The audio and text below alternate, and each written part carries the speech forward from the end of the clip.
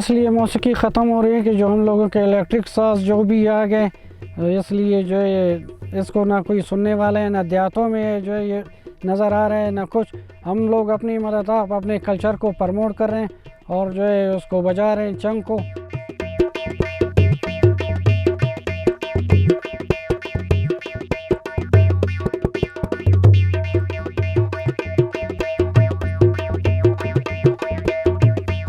जो चंग बजाते थे हम लोगों का जो है दादा साहब थे, बंगुल मिस्किन साहब उसका नाम थे। फिर उसके बाद जो है मेरे वालिद साहब थे मिस्री खान बलोच, वो चंग बजाते थे।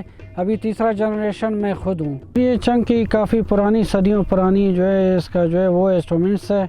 इसमें जो है हम लोग के बाप दादा वो बजाते थे, वो खुद ही बजाते थे और ख़ुद ही बनाते थे इसको। और ये खाना बदोश थे। जैसी जो है गर्मियाँ आती थी वो सिंध से जो है हिजरत करके यहाँ बलूचिस्तान आते थे।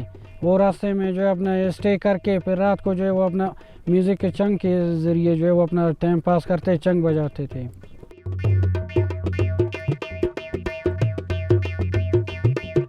इसमें बलोची म्यूज़िक बजता है, ब्रोई म्यूज़िक बजता है, पश्तो म्यूज़िक बजता है, उर्दू बजते हैं, सारे जो है इसमें जो है वो जो भी हैं बोल उसमें बजते हैं।